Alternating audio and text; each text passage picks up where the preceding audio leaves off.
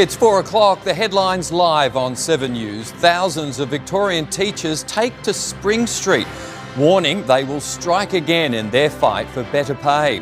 The high-stakes mission to paint over Pam the Bird on the Balti. The Prime Minister's rocky start to Labor's birthday bash.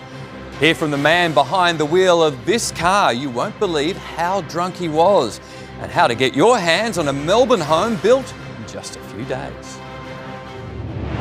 This is Melbourne's 4 p.m. news with Mike Amor. Good afternoon. First at 4, Victorian teachers are warning they will walk off the job again as their fight for better pay and conditions escalates. Police say 20,000 educators marched on Spring Street today, putting pressure on the Allen government to make a deal before November's election. State political reporter Paul Dowsley reports from the city. Red is usually a colour used by the Labor Party, but today it is being worn by teachers who are furious with the Labor government. So furious that they're going on a 24-hour strike all day today, and they are marching to Parliament trying to get the message through to the government that a deal needs to be done on better pay and conditions soon. This negotiation has been dragging on for months. The teachers want 35% wage rise over 3 years and better conditions, including fewer meetings and smaller class sizes. The latest offer that was put by the government last Thursday night was rejected by teachers, but it was tight. Just over 51% said no, so it seems it's very close to a deal. We're going to keep fighting and fighting because enough's enough. We can't take it anymore. Not a lot of support, especially when you have a lot of high violence students within your cohort. Where's the support for that when you're getting attacked and stuff like that? So that needs to change too. I look at the government and I think they've been blowing money every which way. Maybe they've just got empty pockets at the moment, but that doesn't stop us asking. It's appalling. I feel disrespected by the government. It's not the education state, it's ridiculous. We'll be back here at Spring Street. We will escalate our campaign. We will stop work again if we need to. Some of the teachers are so angry at the government they are already pushing for another 24-hour strike, another march through the city in 12 days from now, August 4.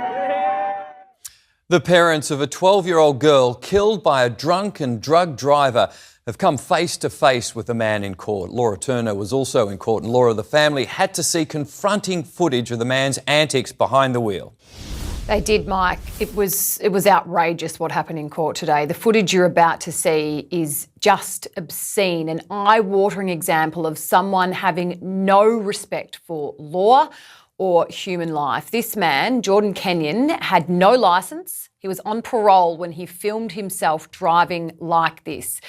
2 weeks later, 2 weeks after what you just saw there, he was driving unlicensed and on bail and again behind the wheel, dropping in and out of sleep when he slammed his car into a family of 4 travelling home from Geelong.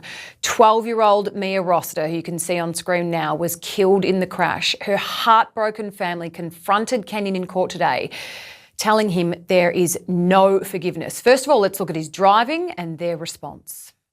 Oh, yes. This is how we steer around with the leg. Oh, look, oncoming car. Yes, I love it. Whoa, yeah, mate. No. Should we kill these? I will. Word, I'm going to put it into a pole tonight. I will crash into a pole tonight. I have no words, honestly. Like as I said in my statement, I don't hate a lot of people, but there's no words for the amount of hate that I have for him. He took away my world. And just to repeat, Mike, this is a man who had been in and out of custody because of driving offences, who then takes the life of this 12-year-old. Victim impact statements were read out today, the judge even saying they were heartbreaking. He has indicated there will be a hefty sentence for this man who has never had a driver's licence and has been incarcerated a number of times. And now we will expect to see him again in court next Wednesday for that final step in this process, Mike. That vision was obscene. That's a good description for it. Laura, thank you.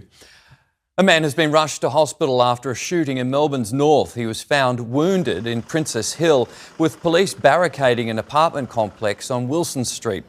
The 57-year-old local suffered serious injuries but will survive. The shooter remains on the run. A man has been arrested at the scene of a double stabbing in Meadow Heights. 2 men were found wounded and taken to hospital, one in a critical condition. Police cordoned off an address on Dakara Close where the 3 men were located just after 8:30 last night. It's believed they were all known to each other. An arson probe is underway in Melbourne's southeast after multiple cars were torched at a panel repair shop around 4 a.m. It took fire crews around half an hour to bring the blaze under control as they tried to stop the flames spreading to the main building. No one was inside at the time. The firebugs fled before emergency crews arrived. The United States has launched a fresh wave of strikes on Iran as Donald Trump vows to bomb key civilian infrastructure in the capital. It comes on a sombre day for the US, with the president attending the dignified transfer of 4 fallen service members killed in the conflict. US correspondent Rob Scott has more. Donald Trump was back at Dover Air Force Base in Delaware today for yet another sad homecoming for America's latest war dead. The Commander-in-Chief taking part in what's known as a dignified transfer, meeting with the families of 4 US soldiers killed at the weekend, saluting as their flag-draped transfer cases were taken off the plane and loaded into waiting vans. Of the 4, 3 were killed by an Iranian attack on a US base in Jordan. The 4th died during a controlled detonation of a downed Iranian drone in northern Iraq. The Pentagon says 18 US service members have now lost their lives during this war and more than 100 have been wounded. Shortly after paying his respects, the president was off to Georgia to give a speech where he reflected on what he'd just witnessed. And standing there watching this sight, which is, it's very tough to watch, to be honest with you. Very tough. I think it's the toughest thing I do. Of anything I do all this stuff, but I think it's the toughest thing I do. Donald Trump has vowed revenge for their deaths and today escalated his threats, posting online that any time the Islamic Republic of Iran shoots at a ship in the Strait of Hormuz, the United States will bomb and destroy 1 bridge or power plant, including those located next to or in the capital city of Tehran. Iran's foreign minister says if that happens, Tehran's policy is simple. It'll be an eye for an eye. Meteorologist Jane Bunn joins us now. And Jane, we're having a chilly Thursday. Oh, it is bitter out there, Mike. We haven't felt air quite this cold in such a long time. It has briefly reached 12.8 in the city. There is plenty of sunshine, but the air is cold and the wind is like ice. As expected, it's a tale of 2 cities. These showers streaming across southeastern suburbs. A miserable day there with downpour after downpour and some wintry hail in the mix, along with gusty winds. Elsewhere, it has been mostly dry as expected. The showers roll through and peter out, but the chill is universal. The temperature is bad enough, but add in the wind chill and it is tough. Rug up as you head home, Mike. Good advice, Jane. Thank you. Free chicken for a year. That's the reward on offer for anyone who can help track down these Brunswick East crooks. Details next. Also ahead, the Melbourne homes built in just 4 days. Prime Minister's rocky start to the National Labor Conference. And we're keeping our eye on the sky with a live look at the Balti Bridge. The Transurban team has been painting over Pam the Bird, and it's a mighty operation. We'll have live updates throughout this hour. Welcome back. You're watching 7 News live from Melbourne. Here's a look over Docklands, shot earlier today by our cameraman Billy Foster. Free chicken for a year. That's the reward on offer for the person who can help a Brunswick East business owner track down 2 thieves. The suspects broke into the Western Street shop last week, stealing alcohol, electronics and a fire extinguisher. In a cruel double blow, the crooks also took a donation jar set up to support a staff member facing a serious health battle. The Prime Minister has overcome an early stumble to open Labor's 50th National Conference in Adelaide. Anthony Albanese announcing cost of living help for uni students while blasting One Nation and the Coalition. Let's go live to Josh Martin at the Adelaide Convention Centre. Josh, it's been an eventful day one. Afternoon, Mike. It has technicians are still working to repair the escalator that nearly upended the Prime Minister's day. Anthony Albanese arrived here to the Adelaide Convention Centre this morning. He was coming down that escalator when it suddenly stopped. He nearly fell over, but he did stay on his feet. The Prime Minister could be seen letting off a swear word. He then pulled himself together and walked onto the floor of the Labor Party conference to deliver the big speech to get the conference underway. Now, there was a cost of living theme. The Prime Minister announced that the paid prac scheme for university students will be expanded to 10 further university degrees centring around health, including physios, paramedics and pharmacists. It will cost taxpayers $750 million over 4 years, but it will help 95,000 students get through university. The other big theme of speeches today were attacks on One Nation. Peter Malinauskas, the South Australian Premier, ripped into Barnaby Joyce over that incident where he yelled at his dog on live TV. If you can't govern your dog, you can't govern the country. A list of problems only counts for something if it comes with solutions. In every way that matters, the Liberals, Nationals and One Nation are already a coalition. And the Labor Party is talking to itself. And we know their plan is to raise taxes, they're weakening borders, they want to change the flag. This Labor conference is all about empowering the union officials to run the country.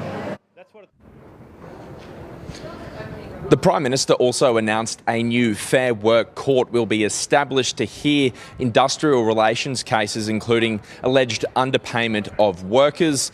This conference is key as Labor will decide upon its national policy platform. It then takes those policies into federal and state parliaments, and the next federal election is fast approaching. We're now less than 2 years away until the 2028 poll. Mike? Josh Martin in Canberra. Josh, thank you. The fastest houses ever built in Australia have been finished in Melbourne's west. Developers used Lego-like parts made in China to construct the homes in a matter of days. Melina Cyrus went to check them out. Well, it looks like a typical three-bedroom home, but from pouring the slab to building completion, this house was built in just 20 days. It has been constructed as part of Metricon's prefabrication pilot program. They unveiled 2 new homes in Truganina in Melbourne's west today. They wanted to test time, quality and price point. The pieces were made in China like a flat pack. They were shipped over here and craned into place. It takes just 4 days to assemble everything, including working bathrooms. With Australia falling behind in its housing targets, this could be one way to speed up production. The most likely opportunity for them to access this is where conventional construction supply chain is challenged, where the market's really busy or where we're in regional locations where the market for trade is limited, and we want to build more homes than that trade base can handle. So we want to give the client the opportunity to build more homes without crushing that supply chain, and we do that by using factory-built homes where the labour is done in the factory, not on site. They are exploring whether this method could be particularly useful in parts of the country where there are labour shortages, like regional or growth areas. Let's check in with Beck Maddern now at Adelaide Oval for Thursday night footy. Hello, Beck. It's going to be a blockbuster. Oh, 5th against 8th and a final shaping contest, that is for sure, Mike. Well, there's no love lost between these two teams. Stemming from that ugly incident at the end of last season, it's Isaac Rankin's first game against the Pies since last year's ban for directing a highly offensive homophobic slur towards Magpie Isaac Quainer. Josh Dacos has been named despite missing training during the week. Jeremy Howe returns for Sam Swadling. 3 changes for Adelaide, headlined by the return of Taylor Walker. Ex-Pie Mark Keane is out with illness. The Pies have won 7 of their last 8 matches against the Crows at Adelaide Oval, a domination extending back to 2018. Mitch Cleary will join me here very shortly to talk more footy. But now let's turn our attention to Glasgow. Team Australia has revealed the 2 athletes that will represent the nation at the Commonwealth Games opening ceremony tomorrow morning. Pole vault champion Nina Kennedy joins a list of extreme extraordinary athletes to be named as a flag bearer. But for the first time, there's also a baton bearer. Tom Saker caught up with para swimmer Tim Hodge. We're here in Team Oz HQ in Glasgow and with the first ever baton bearer of the Commonwealth Games Australian team. Tim, what kind of honour is this like for you? It's an incredible honour to be have such a huge role with the team, to be the baton bearer and the first baton bearer as well. It's just something I've dreamed of doing my whole life, is to be a flag bearer, and in this case a baton bearer. It's a huge honour in the Australian team to be recognised with such a huge opportunity, and I know my parents back home, when they found out, were super proud and just it was absolutely incredible. And to see the baton here today with the incredible designs, and to be actually able to hold it and to hold it again walking into the stadium representing Australia. So you'll be alongside Nina tomorrow night. What's that going to be like, and how are you going to soak it all in? I think it's going to be incredible. I'm just going to have to try and focus on every moment, live in the moment, and to enjoy it as much as possible. I know chances are I'll probably never get this opportunity again, and it will just be an amazing experience, especially alongside Nina and to represent Australia. And this is really where it all began for you, Glasgow. Yes, yeah, definitely. Back in 2015, I swam at my first International World Swimming Championships here at Tollcross, and so it's incredible to be back here and to kind of come full circle. I remember my experiences as a 14-year-old, and to, I guess the experience of walking back into Tollcross this morning for training and reliving all the memories. It was absolutely incredible. Well, mate, best of luck. And Tim and Nina are both going to be leading the Australian team out in the Hydro Stadium tomorrow for the opening ceremony, and we can't wait. Now, the Commonwealth Games action actually begins tonight, Mike, with the bowls. There's 2 channels of live coverage from the bowls rink on 7+, and the opening ceremony is on from 4:45 tomorrow morning. Now, before all of that, of course, you don't want to miss Thursday night footy from here at the Adelaide Oval, straight after 7 News at 6. I'll be back very shortly with my good friend, Mitch Cleary. Yeah, action-packed week ahead. Thank you, Beck. See you soon. Aviation history is in the making here in Melbourne, with the brand new Airbus about to touch down in Melbourne. That's next. Also ahead, the high-stakes work begins to remove Pam the bird from the Balti. Australia's regulator issues an urgent warning about popular weight loss drugs. And from the red carpet to rideshare, Gold Coast Uber drivers' marvellous surprise. Comfort. In the making, live on Melbourne's 4 p.m. news, Qantas calls it a new dawn of travel. We're tracking the national carrier's new Airbus A350, which has just left the Airbus factory in Toulouse, France, and is bound for Melbourne on its longest test flight yet. It's now over Sardinia and approaching the Italian coastline. Next year, it will operate non-stop flights from Sydney to London. Work has begun on removing the Pam the bird graffiti 140 metres up on the Balti Bridge. As Blake Johnson reports, it's a huge job and won't be finished for a number of days. If you're a fan of extreme clean-up jobs, we have something for you here. There's one underway at the top of the Balti Bridge here in Docklands, where you can see workers are just scaling the top. They're going to patch over that Pam the bird graffiti that was put there earlier this month. It is quite the task to remove that graffiti. It'll take several days. First, they've got to prime it with a cream-coloured primer, so it'll be quite obvious that they're actually patching it up. And then, weather depending, they're going to have to paint over it, taking about 2 to 3 days to try to match the colour of those pylons to remove that graffiti. We won't know until it's finished if it's perfect or not. But we know this is important infrastructure for Melbourne, and we want it to look great. There's about 200 square metres, Transurban tells us, of painting required, which is about the average size of a family home. So this is an enormous job, and Transurban is going to foot the bill. At the moment, one lane of the Balti Bridge inbound is closed. They can't simply wash it off because they're worried about contaminants running into the river below, and they've created that safety barrier in case something does fall from the top of the bridge. It takes 40 minutes just to climb up that pylon and get to the top. So whether or not you like the graffiti artist's work, who's been charged, mind you, it certainly gives you an appreciation for the extreme heights that he and now the workers have had to scale to get this job done. Australia's medicines regulator has issued an urgent safety warning for popular weight loss and diabetes drugs, including Ozempic, Wegovy and Mounjaro. Health editor Jennifer Beshwati has the details. Yes, good afternoon. A significant move from the Therapeutic Goods Administration. It's updated these safety warnings for those GLP-1 jabs after linking them to a serious eye condition. Often called eye stroke, it occurs when blood flow to the optic nerve is reduced, potentially causing sudden and permanent vision loss, and no treatment has been shown to help. The regulator has received reports of about 40 cases so far and says anyone taking the drugs who experiences sudden or partial vision loss, they should stop using the jabs and seek urgent medical attention. Importantly, the TGA stresses the risk is very low, and doctors say the medicines remain effective for treating obesity and diabetes. Now, the new warning adds to other recognised side effects. The common ones are gastrointestinal, including vomiting, nausea, diarrhoea and constipation, and the rare ones like pancreas issues, hair loss and mental health symptoms. The birthplace of Adolf Hitler has been turned into a police station.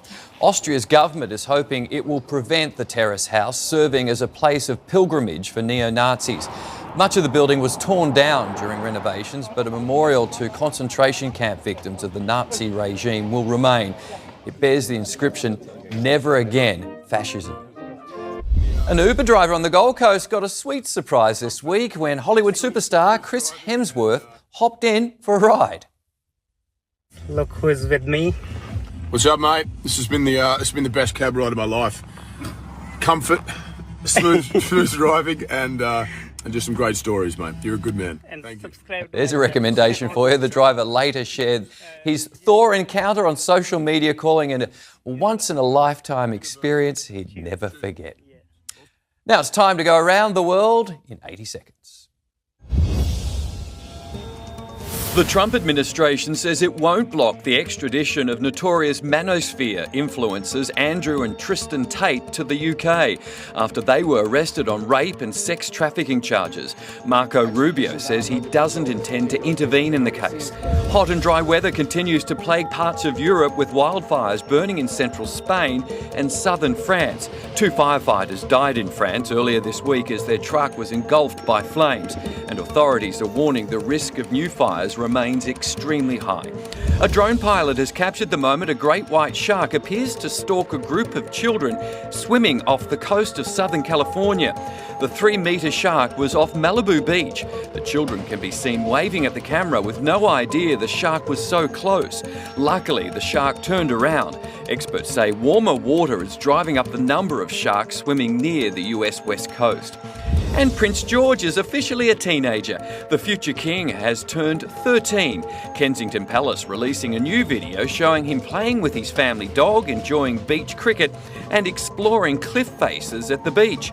The Prince and Princess of Wales released a photo of their newly minted teen to celebrate the milestone, with George looking more and more like his father. And that's your trip around the world in 80 seconds.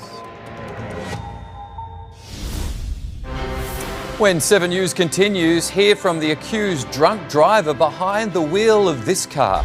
A couple's plea after their daughter was diagnosed with a rare cancer, how you can help. And the countdown is on to the Brisbane Olympics. Will Queensland be ready? Here is a live look at the Balti Bridge as Pam the Bird's 16-day reign atop of one of the columns comes to an end with Transurban painting over the graffiti. You're watching 7 News Melbourne. Mike Amor with you. These are the stories we're following this hour. Victorian teachers declare their pay fight is far from over as tens of thousands of educators descend on the city. Stumbling into Labor's 50th National Conference, the PM announces paid prac for uni students to help tackle cost of living pressures. Hear from the accused drunk driver behind the wheel of this car. And Pam the Bird's wings clipped. The Balti Bridge graffiti is being painted over as we go to air this afternoon. An accused drunk driver says he's ashamed of himself after piloting his car home on bare rims and accidentally setting it on fire. He's now been charged, but as Geordie Wright reports, he says he doesn't remember any of it. Mike, when you see this vision, it's remarkable. No one was killed, including the driver himself. The 39-year-old was filmed by another motorist driving on 3 wheels. Sparks showering from beneath his Isuzu. He'd had after-work drinks at Tullamarine and was making the 20-kilometre trip home, hazard lights flashing. Bro, what the f***? But then the wheel erupted into flames. Wallahi's on fire! Wallahi's on fire! He's on fire! Despite allegedly being more than 4 times the legal limit, he somehow made it home to Deer Park. With his car alight, the father was pulled from the vehicle as firefighters rushed to extinguish the blaze. His decision to get behind the wheel, a decision he told 7 News he regrets. Pretty ashamed of myself, I guess, you know. I don't know. I'm just glad I didn't hurt anyone, and yeah, I guess gotta deal with whatever comes ahead, like losing my licence and all that sort of stuff. The accused drunk driver was taken here to Sunshine Police Station to be questioned. He says he has no memory of being arrested and thought his car had been towed home. He's now facing a string of driving offences. Mike. Geordie, thank you. The battlefields of Pozières are said to have been sown with more Australian sacrifice than anywhere else on earth. And today, France and Australia marked 110 years since the battle began. Isabel Mullen is there.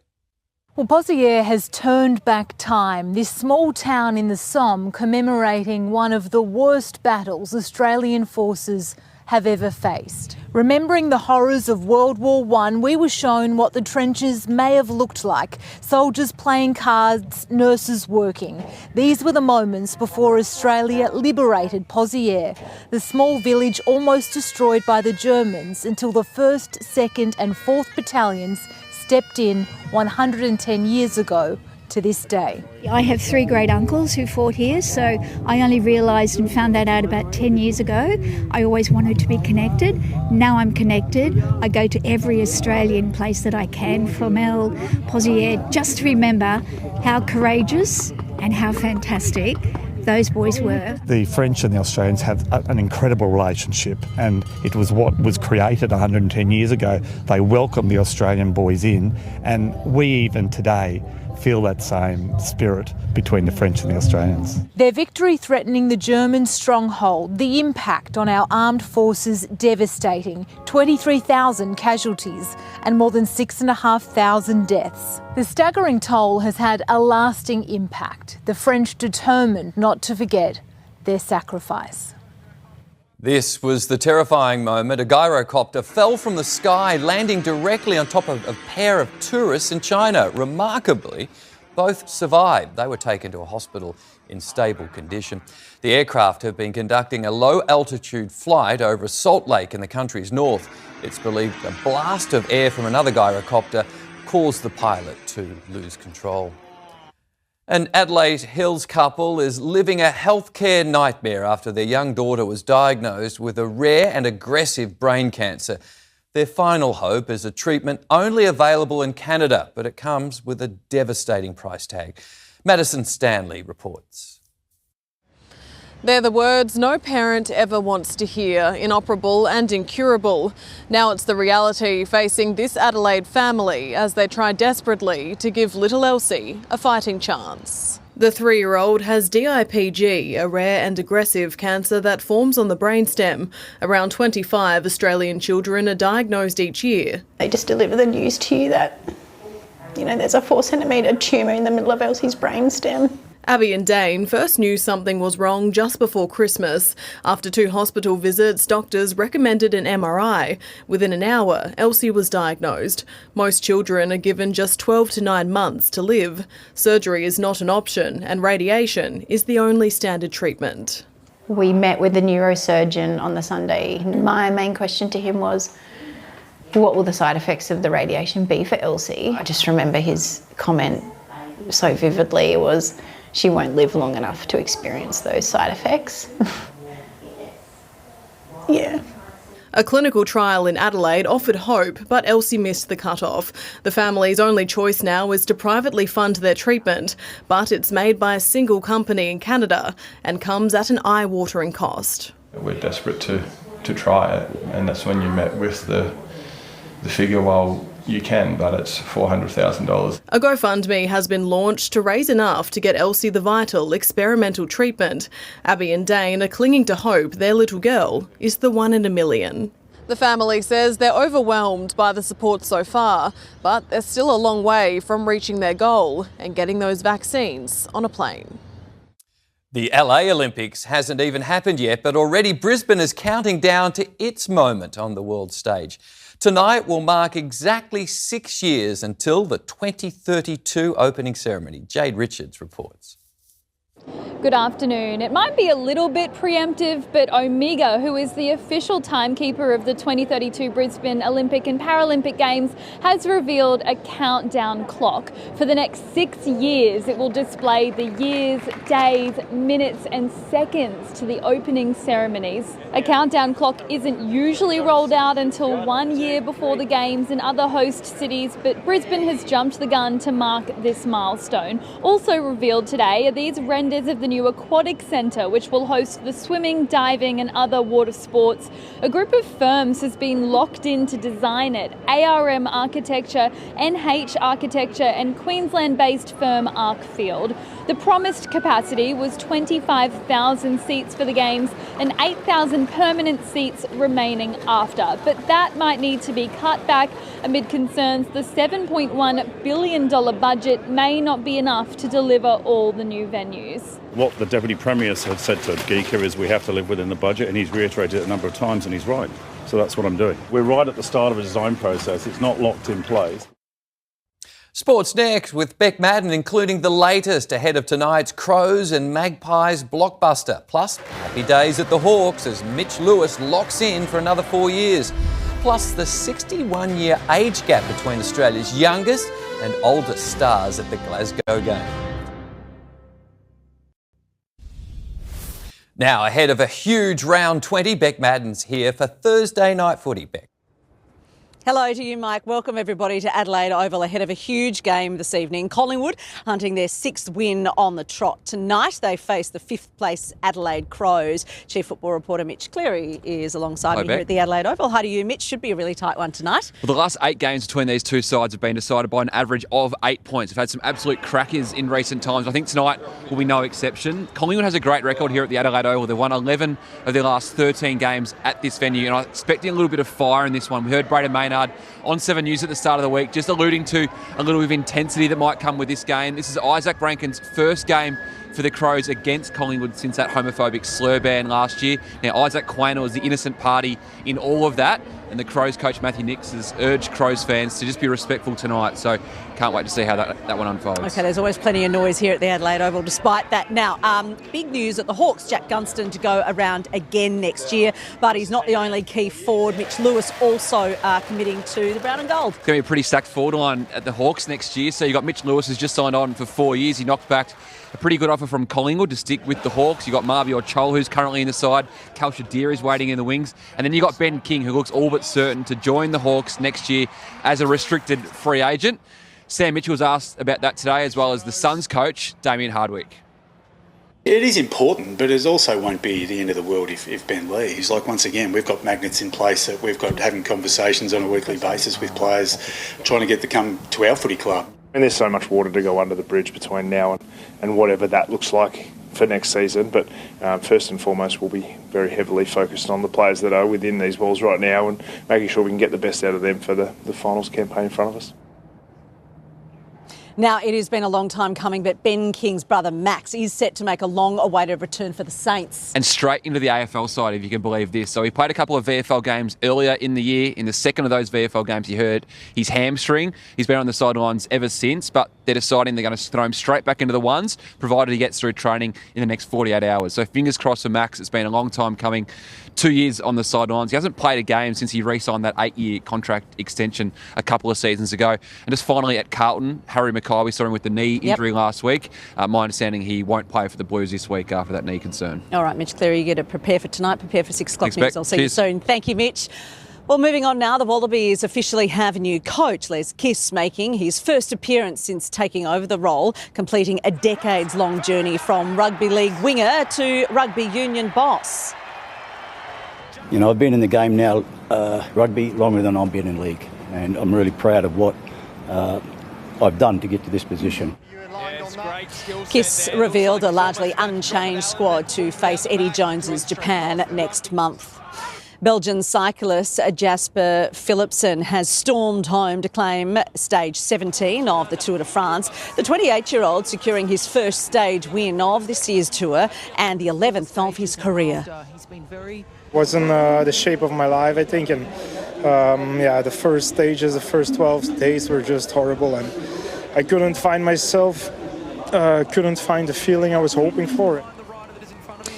And to footy, Spud's game is back. The St Kilda and Carlton doubleheader to raise mental health awareness was launched at Marvel Stadium today. As part of the festivities, the Spuds Ride will return, encouraging fans to embark on an 8-hour cycling relay around Marvel Stadium concourse. It is going to be I think this is me, continuing our Commonwealth Games countdown now. Everyone has a unique journey to the top. Australia's Commonwealth Games team is the perfect example of that. Para-swimmer Mia Hogan and bowls player Jackie Hudson are hitting the peak of their performance, and they're aged 61 years apart. Xander Maguire has the story from Glasgow. The Commonwealth Games are often where the stars of the future are unearthed, and few have a longer or brighter future across the entire talent pool than Australian vision-impaired swimmer Mia Hogan. At just 14 years of age, it's Mia's senior international debut, and she has Olympic gold medalist Lani Pallister in her corner, guiding her through the whole experience. Just as impressive is another Aussie debutante across town, Jackie Hudson in the bowls, who is 61 years older than Mia. My school is really good. I don't have to do any work while I'm over here. And my friends are really supportive and stuff. And I have a twin sister, so she's over here as well. We have matching teddies on our bags now, which is really cute. And I've just tried to be a positive influence and help out when I can. How old was Nelson Mandela when he became president? Do you know how old he was? 75. Australia is bullish that some of the stars of the 2032 Brisbane Olympics will be uncovered here in Glasgow in the next 2 weeks. And all of that action, of course, is live on the screens of 7. Thank you so much, Xander. So, Mike, a blockbuster 10 days ahead here on 7 and 7 Plus Sport. We've got plenty of footy and, of course, wall-to-wall coverage of every event from Glasgow. I'll be bringing you extended highlights each afternoon during the games. But first, hope you can join us tonight from here in Adelaide. It is going to be an absolute cracker. Yeah, action-packed few days. Thank you, Beck. Across Victoria, you're watching 7 News. Jane's up next with her latest weather.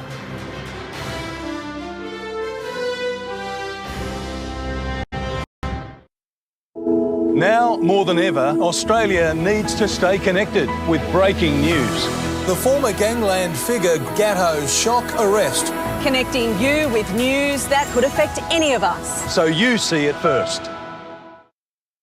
And Peter Mitchell joins me at the desk for a look ahead to our next major bulletin. Hello, Mitch. What's the team been working on? Good afternoon to you, Mike. Well, coming up, the new data that shows dental work, scans and GP visits are now becoming unaffordable for so many Australians as they battle the rising cost of living. Also, why the Coles store on Elizabeth Street in the city is set to close. The parents of an Australian doctor who joined Islamic State have spoken to 7 News about their shock at learning he's still alive and the anger they have towards their son, and how a 4-legged friend helped turn heartbreak into a shot at glory in Glasgow. That very cute story and more coming up right after the chase, Mike. We'll see you then. Thanks, Mitch. And Jane returns now. Jane, Mitch is hoping to get into the garden. Is it going to warm up anytime this weekend? Well, we're on the weekend, Mike and Mitch, but there is another cold outbreak on the horizon. It is chilly, proper cold today. Periods of sunshine don't help much against the cold air and wind chill. It briefly peaked at 12.8. Showers are passing through, so we see cloud approach, then a quick downpour, then a rainbow and a repeat. But most of the activity is over the southeast, as expected, as our wind direction is westerly. Bursts of wet weather, sometimes with wintry hail, back to sunshine and repeat. Elsewhere, it is mostly dry, including in the city. The showers approach and peter out. But the wind chill is affecting all of us. The air temperature is cold and the wind makes it feel bitter. Showers are streaming across the southwest, western Gippsland and the ranges, with isolated activity spilling over into the rest. The chill is statewide and most have only just reached the low teens. Cold enough for snow, not just in the Alps, but on the ranges. The cold air was driven by yesterday's cold front. There is another crossing Tasmania today, bringing up bitterly cold air from well south of here. From tomorrow, the shape of the high that is back over to our west, that changes, so it won't be quite as chilly. It's not spring yet, but there will be more fronts to follow over the weekend and next week. We're in a series of them, and each one brings a new burst of wet weather. The shape of the high changes again mid-next week. That'll bring another cold outbreak. This series of fronts is good news for our snow resorts, picking up a little fresh snow with the latest one. Next week's cold outbreak could be very good for the Alps. Around the nation tomorrow, dry along the east coast and over in the west, -4 in Canberra overnight. Hobart soars a little after today's chill, just the slight chance of a shower in Adelaide. To Victoria, a cold outbreak and clearing skies leads to a big frost across the north. Showers continue over the southwest, western Gippsland and the ranges, but it's generally dry in the remaining south. In Melbourne, showers continue over southeastern suburbs like we saw today, mostly dry for the rest. It's not quite as bitter, none of this 12 or 13. We're rising up to 14 for tomorrow. I'll have more at 6. Mike. OK, Jane, thank you.